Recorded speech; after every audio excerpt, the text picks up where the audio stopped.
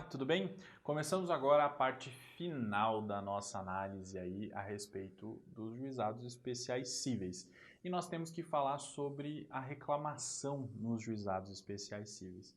O STF, ao julgar os embargos de declaração no recurso extraordinário número 571, 5728, proveniente do estado da Bahia, julgou ser possível a proposição de reclamação ao STJ quando a decisão da turma recursal afrontar súmula ou jurisprudência do STJ que tenha sido estabelecida no julgamento de um recurso especial repetitivo. Então, essa previsão de reclamação é para possibilitar que, a partir de uma decisão de uma turma recursal de um Estado, por exemplo, se possa levar a discussão ao STJ, né, a fim de que o STJ analise se houve ou não houve desrespeito a um entendimento seu que tenha sido sumulado ou que tenha sido estabelecido no julgamento de um recurso repetitivo. Ao fazer isso, considerando que não cabe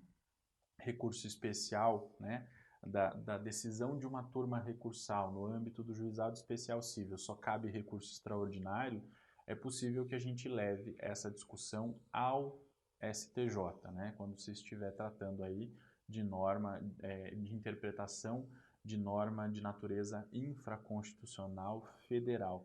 Agora, é importante a gente esclarecer o seguinte, essa ausência de previsão legal sobre recurso especial no âmbito dos juizados especiais, ela decorre justamente da Constituição Federal, né? Porque a Constituição Federal prevê o cabimento de recurso especial quando houver decisão de tribunal.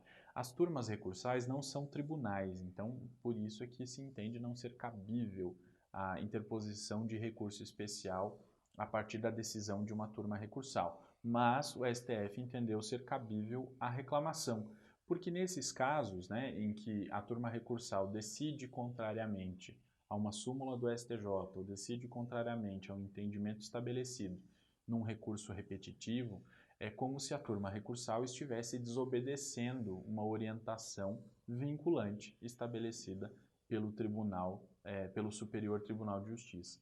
Nesse caso, o STF entendeu cabível a reclamação como um meio de fazer chegar ao STJ aí a possibilidade de discussão de alguma questão que estava sendo discutida no âmbito dos juizados especiais cíveis. E aí o prazo para essa reclamação seria o prazo de 15 dias contado a partir da ciência da decisão, né? Então, obviamente que a reclamação não pode ser proposta depois do trânsito em julgado da decisão, né? Ela deve ser proposta antes do trânsito em julgado, então deveria ser proposta a partir da ciência, contado o prazo de 15 dias. Com relação ao agravo, nós temos que analisar aqui, sempre lembrando que a regra geral é que as decisões interlocutórias elas são irrecorríveis no sistema dos juizados especiais. Mas tem um enunciado número 15 do FONAGE que estabelece o seguinte: nos juizados especiais não é cabível o recurso de agravo, exceto nas hipóteses dos artigos 544 e 557 do CPC. Esses dois artigos são relativos ao CPC de 73, o CPC que foi revogado. Mas é importante a gente fazer uma interpretação desses artigos porque eles têm correspondências no CPC de 2015. Por exemplo, o artigo 544 tratava da decisão que não admite o recurso especial. O CPC de 73 prevê a mesma coisa. Se a decisão, a mesma coisa que prevê o CPC de 2015. Se a decisão que não admite um recurso extraordinário, imagina lá, uma determinada turma recursal julgou um recurso inominado e, à luz do entendimento da parte, essa turma recursal deu um entendimento diverso à Constituição Federal daquele que o STF vem dando e ofendeu com isso a Constituição Federal. A partir disso, a parte pode interpor o recurso extraordinário e vai demonstrar que tem repercussão geral e tudo mais. Só que a primeira análise, né, a primeira análise da admissibilidade desse recurso é feito no juízo ACO, quer dizer, o juízo que proferiu a decisão recorrida, que é a turma recursal.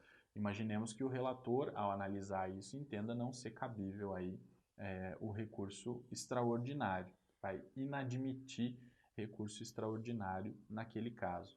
O que vai acontecer é que a parte vai poder, então, interpor o recurso de agravo de instrumento ao STF para que o STF analise se aquela decisão da turma recursal, ao não admitir o recurso extraordinário, deve ser mantida ou não. Então, nesse caso, cabe o agravo de instrumento em recurso extraordinário. Já o artigo 557 do CPC de 73 falava da decisão que nega seguimento a recurso pelo fato do recurso contrariar a súmula ou jurisprudência dominante do respectivo tribunal ou de tribunal superior, quer dizer, a decisão dada pelo relator que nega seguimento ao recurso porque o recurso, em tese, estaria contrariando o entendimento predominante no tribunal.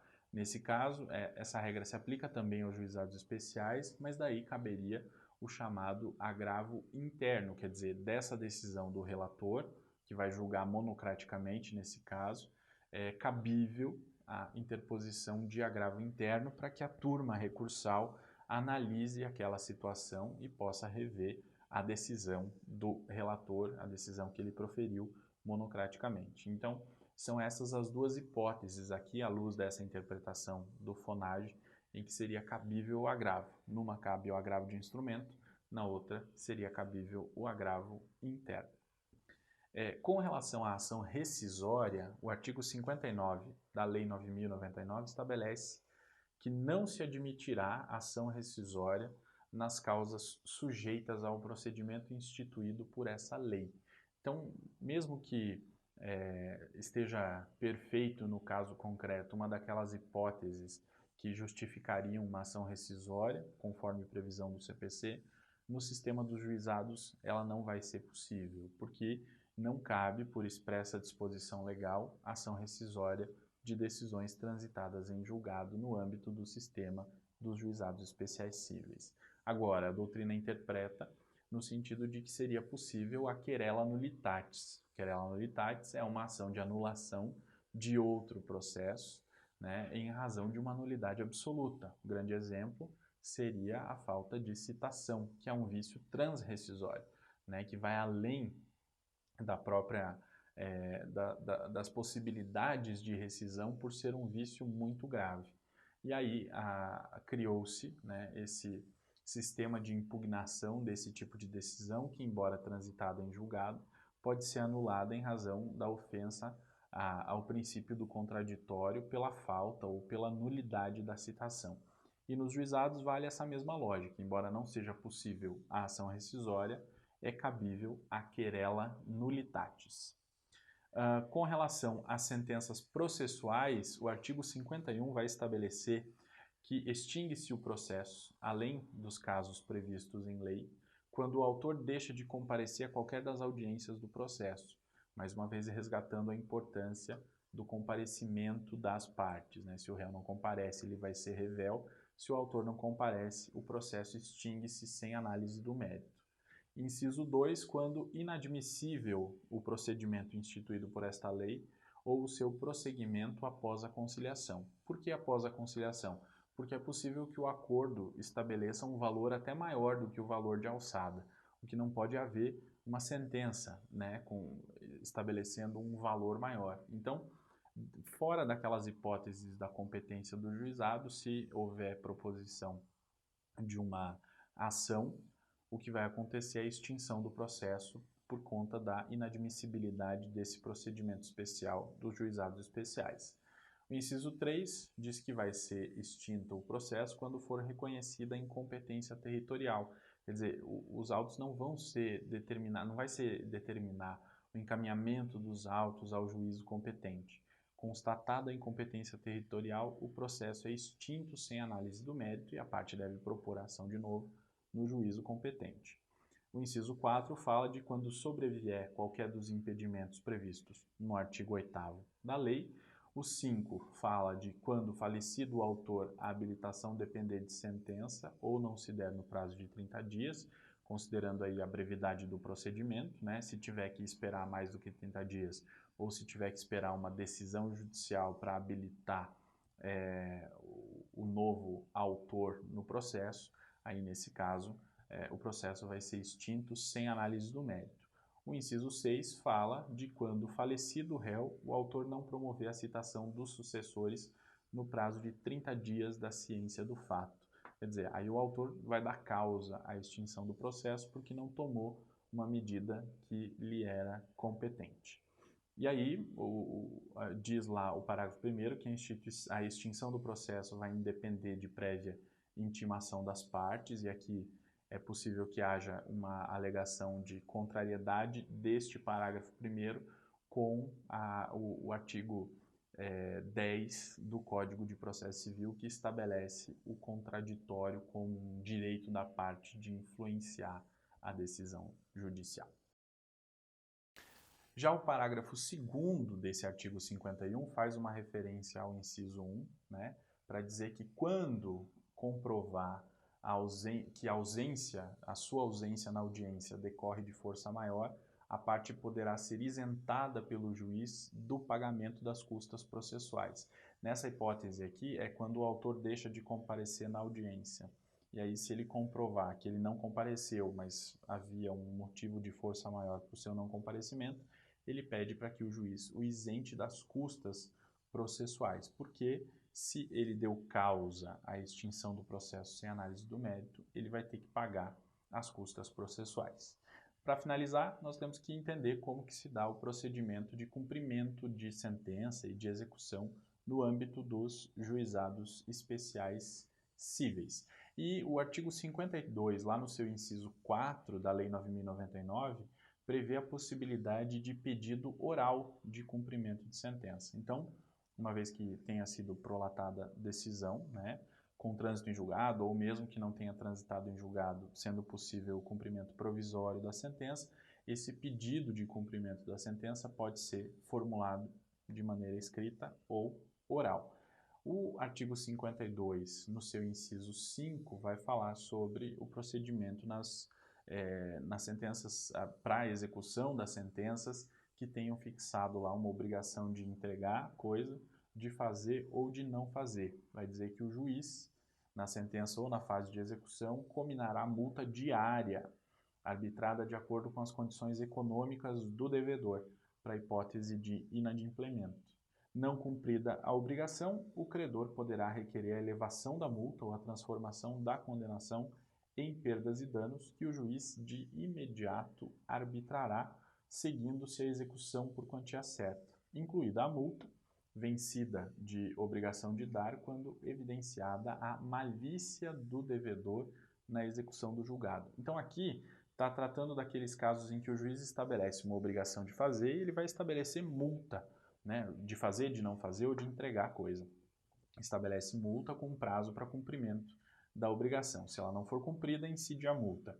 Se mesmo assim não houver o cumprimento, o juiz pode elevar a multa ou então, a requerimento do autor, pode transformar aquilo em perdas e danos. Aí o que vai acontecer é que vão ter que ser apurados os danos todos decorrentes do descumprimento daquela obrigação e o juiz vai arbitrar o valor e vai transformar aquela execução, que era uma execução de obrigação de fazer, de entregar coisa ou de não fazer, em uma execução por quantia certa, um cumprimento de sentença que fixa obrigação de pagar, né?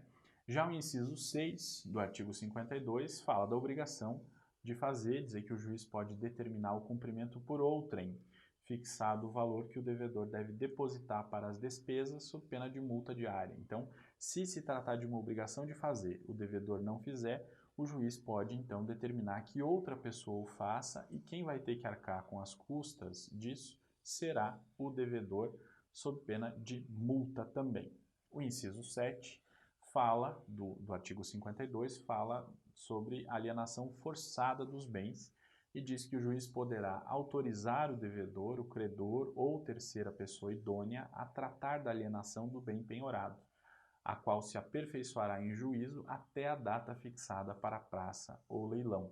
Sendo o preço inferior ao da avaliação, as partes serão ouvidas.